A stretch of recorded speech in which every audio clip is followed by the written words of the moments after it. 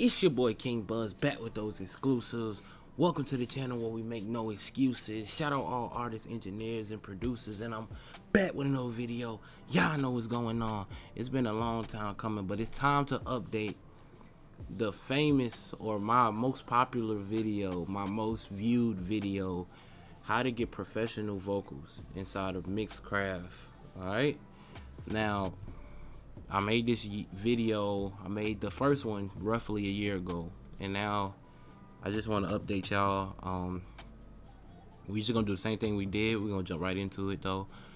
We gonna go to my preset and we gonna look at what I have and how it's set up, and let's get right into it right now. We already in Mixcraft.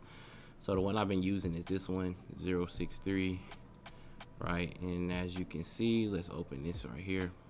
Right, so let's make it bigger. All right, I got a classic compressor which I use sometimes, and I say sometimes because I have a DBX, and a lot of y'all already know that my DBX has a compressor on it, so sometimes I can turn this compressor off and my vocals still sound great. But classic compressor, now what is everything set to? Threshold 0, ratio 2:1, all the way to soft, which I might bring this up from time to time, but on the regular, this is what it looks like. So soft, attack, what is this? Let's see. It's about 1.23 or 1.15. around that range. Release is usually in the middle. My level is anywhere from 0 to 6. It depends on the vocals, you know what I mean? If you record your vocals really low, then obviously you have to turn it up. And if your vocals are already recorded at a nice volume where they're kind of, you know, loud, they don't need to be boosted that much, then where you will have maybe it'd be at 2, or if your vocals just sit really nice, then you just drop it down to 0. You know, it just depends, right? So classic compressor, first thing.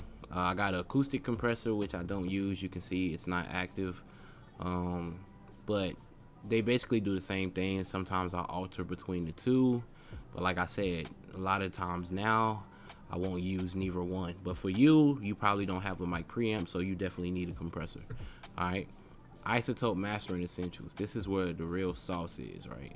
This is the sauce right here. So these bars, very important. You can play with them and you get different sounds. You could create like underwater sounds, or take the bass out of your voice, or, you know, make it really bassy and take the treble out, or whatever you want to do. But I use this to get that high quality vocal sound. All right, so I have this first one, 1.0. All right, let's click this one, 3.2. all right, then we have negative 2.5, and then we have 4.8. right, so that's where that's at. Output 3, and what this does, it just boosts the overall output gain volume of your vocal. Right, so it's just gonna give you an extra little boost in volume department. All right, and room simulation. All right, room size, I have 0.20. now all this stuff can be changed and based upon your area or how you're recording. A lot of this stuff is created to maximize my current space. All right, so just make sure you take that into consideration when you're doing these things. You might be like, it doesn't sound exactly like yours.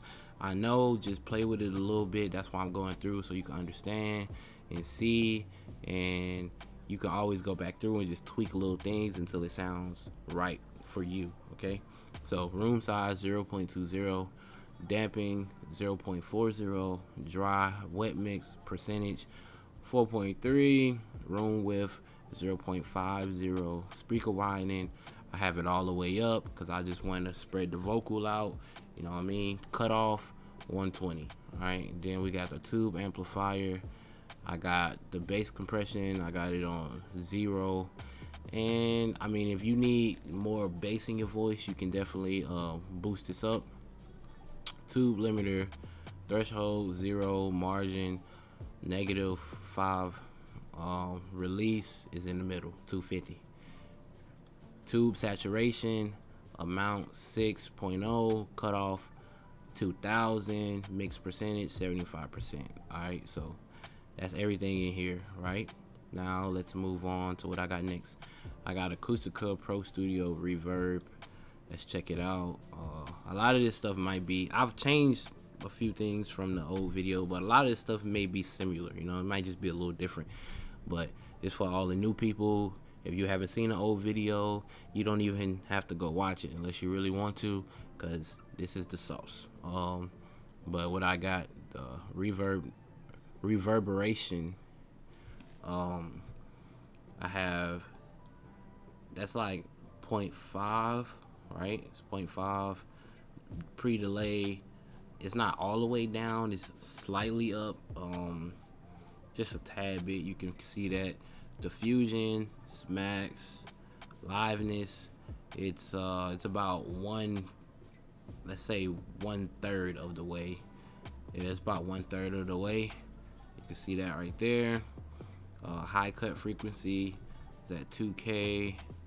High cut amount max, that's about 2/3 the way. You know what I mean? It's about 2/3. And bass boost, I got it at 0. Like I said, if you need to boost up your low end, then you can. And then overall output of all this is really low. It's just a tad bit up. I usually keep it like right here, not all the way down, but not, you know, just right there. That's fine. Or in between here, it's fine. But once you get up too high, it starts to sound really spacey, and that's not the sound that I go for. The whole point is just to add a little bit space to my vocals, so my vocals don't sound super dry, you know what I mean? So just when I turn it up like this, just a little bit is always enough. Reflections, early gain 0, late gain 0, mix in the middle. I don't really mess with this too much, but like I said, man, if you really want to learn, take time to just mess with stuff. That's the best way. But this is my go-to plugin, my go-to preset, and as soon as I throw this on the vocal, I can hear what I need to do, and then I alter it from there. But this is the way I get started with all my tracks, bro. Like, this is the preset I put on every vocal when I start recording. All right, so that was the Pro Studio Reverb. Then we got Acoustica EQ. All right, so these two are all the way down. These are like sounds that you normally wouldn't pick up anyway, so we just take those out. And then we have, you can see the numbers: 125, 250, 500, 1K, 2K, 4K, 8K, 16K. You know what I mean? So you see, there's really not a wave. There's not like no numbers that show, so I could give you exact number to where they're positioned. But you can see it, you know what I mean? If you need to pause it, just pause it right here, and you can kind of copy what you see, because there's no way that I can tell you the numbers. These are just like frequencies right here, okay? Output gain is at 0. It's right in the middle. I don't really use the EQ to boost at all. I use my compressor, or I use Isotope Master Essentials when I need a boost. All right, so, and then after that we got a delay, which mine is probably at 0, right? Because I don't like to have my delay already set. The delay is something I add on later on. So, you know, I don't know if y'all know how the delay works, but the wet mix is just like how loud the delay is. Then you have your feedback, which is just how long does the delay go, and then the delay is like the timing of the actual delay. You know what I mean? So that's how it works. That's what all you need to know. The wet mix is how loud it is, the feedback is how long it is, and then the delay is the actual delay part, is how often it happens or when it happens. You know what I mean? So That's all you need to know. But when I start at 0, and then I'll come in here and I'll tweak it when it's time. All right. And then I got Acoustica Reverb, which is basically just another reverb. And this one, I got the reverberation at 5. I got the high frequency damping 0, stereo with 50. And this is just spreading those vocals out, you know, filling up the speakers, filling up the headphones, making it sound good, making your vocals sound big. That's what this is for. So that's why we have the other reverb, and then we have this one. The wet mix is at 0 right now, but like I said, the wet mix is just telling you how loud, so you can take that up or down based on what you need. Then we got classic chorus, which is really a secret that a lot of people don't know about, and a lot of people would look over it. They wouldn't probably give it a chance, but classic chorus is genius. It's great. The range is at 40, fine, 0.75 right in the middle. The rate is at 0.2, right? The depth is at about 25%. The mix is at the second notch. I'm not sure exactly the number on that one. And then the level, the dB is at, let's just say 1, or it's like probably like 0.8, 0.9 or something, right?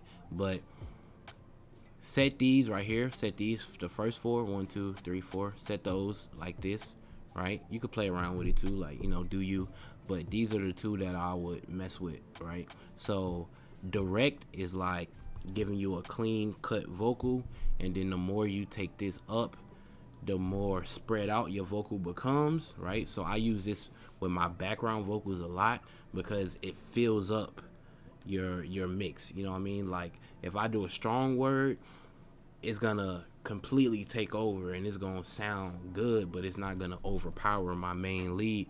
So I would keep that like that. And then the levels is always between 0 and 2, right? Always between 0 and 2. And those are the basic, that's my preset, the basic preset.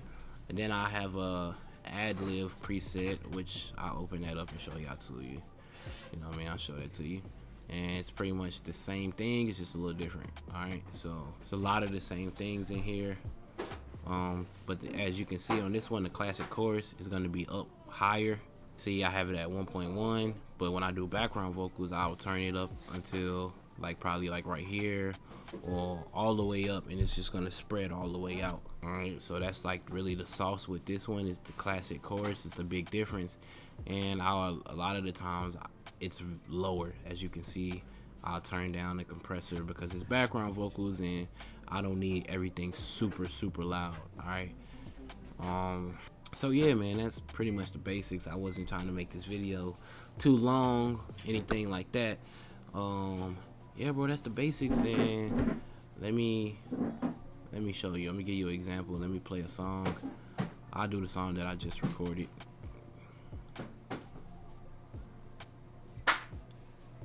Here it is right here. Top of the morning to all the go-getters. All the women screaming they don't need no nigga. My niggas bagging it up, they hit the block.